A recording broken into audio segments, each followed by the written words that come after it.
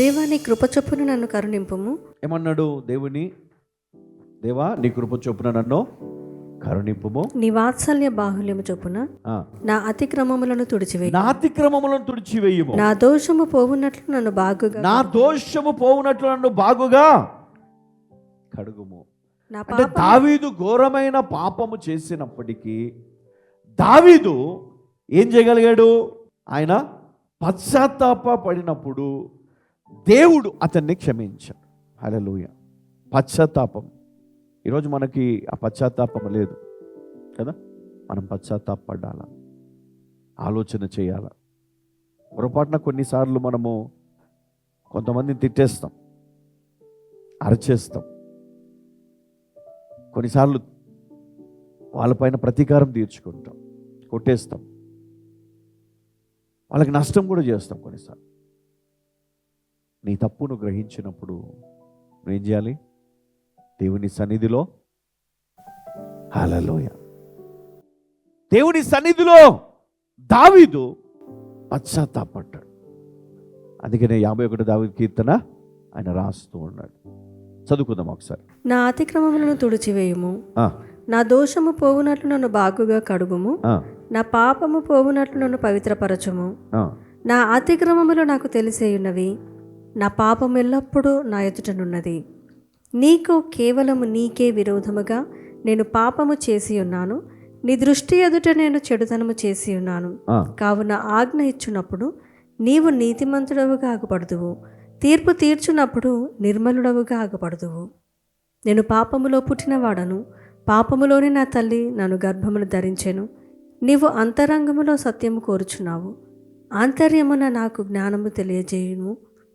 నేను పవిత్రుడనగునట్లు హిసోపుతో నా పాపము పరిహరింపుము. హిమము కంటేను నేను తెల్లగా ఉండునట్లు నీవు నన్ను కడుగుము. ఉత్సాహ సంతోషములు నాకు వినిపింపుము, అప్పుడు నీవు విరిచిన ఎముకలు హర్షించును. చాలండి. హల్లెలూయా. మరి ఎప్పుడైతే ఆయన ఆ విధంగా ప్రార్థన చేస్తున్నాడో, ఆ విధంగా దేవునికి మొరపెడుతున్నాడో, మరి దావీదు దేవుని కృపను పొందాడు. మర్సీ. హల్లెలూయా. దేవుని కృపను ఆయన పొందాడు. నేడు మనము కూడా క్రీస్తు కృప ద్వారా రక్షించబడ్డాం. మరి మనకు దావీదు ఏ విధమైనటువంటి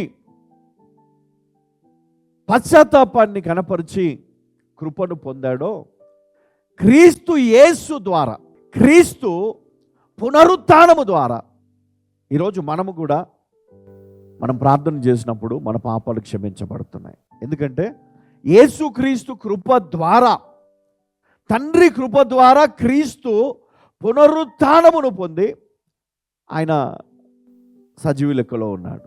కాబట్టి ఈరోజు మనం ప్రార్థన చేసినప్పుడు యేసుక్రీస్తు ఆయన కృపను బట్టి మనము ఈరోజు రక్షించబడతా ఉన్నాం. మన పాపము క్షమించబడుతుంది.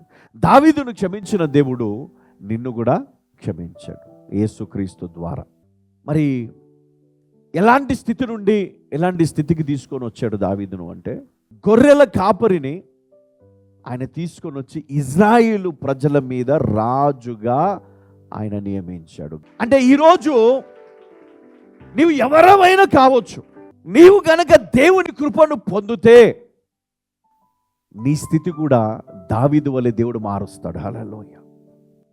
అందుకనే దావీదు ఆశీర్వాదం, దావీదుకి ఇవ్వడం వాగ్దానము, ప్రభువా నాకు కూడా నువ్వు అనుగ్రహించినందుకు వందనాలు. ఇది మనకు కూడా వర్తిస్తుంది. ఎందుకు?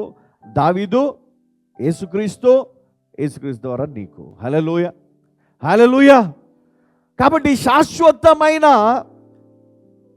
ఈ అత్యంత గొప్ప ఈ వాగ్దానము మరి మనందరికీ కూడా వర్తిస్తుంది. దేవుడు ఎందుకు ఆశీర్వదించాడు దావీదును? అతనికి ఉన్నటువంటి అపారమైనటువంటి భక్తి. దేవుడు ఎందుకు క్షమించాడు ఈ భయంకరమైన పాపము నుండి? ఆయనకున్నటువంటి అపారమైన విశ్వాసమును బట్టి.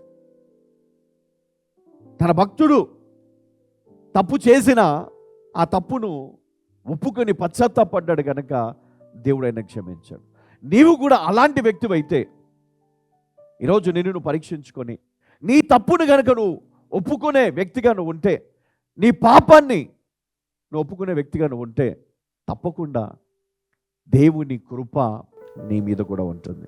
అప్పుడు నీవు ఆశీర్వదించబడతావు, నీ పిల్లలు ఆశీర్వదించబడతారు, నీవు ఉద్యోగంలో ఆశీర్వదించబడతావు, నీవు పొలంలో ఆశీర్వదించబడతావు, నీ గర్భఫలం ఆశీర్వదించబడుతుంది, నీ యొక్క సంపదలన్నీ కూడా ఆశీర్వదించబడుతుంది, నీకు మంచి ఆరోగ్యం కూడా దేవుడు ఇస్తాడు. నిన్ను ఆశీర్వదించిన వారిని దేవుడు వారిని ఆశీర్వదిస్తాడు. హల్లెలూయా.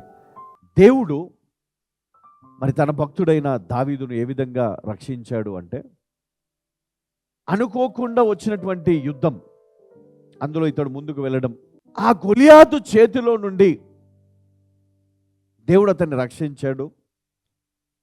సౌలు చేతిలో నుండి, అంటే శత్రువు చేతిలో నుండి ఆయనను కాపాడాడు. తన రెక్కల కింద దావీదుకు ఆశ్రయమునిచ్చాడు. అందుకే అడుగడుగున దేవుని కృపను చూశాడు దావీదు. హల్లెలూయా. మరి ఈరోజు మరి దేవుడు నిన్నెందుకు విడిచిపెడతాడు? దేవుడు నీ కుటుంబాన్ని ఎందుకు మర్చిపోతాడు కదా? నువ్వు దేవుని సన్నిధిలో ఈరోజు నువ్వు ఉన్నావు, ఇక్కడ దేవుని వాక్యం వింటున్నావు అనేది అర్థం ఏంటి? ఇది దేవుని కృప. ఎందుకు దేవుని కృప?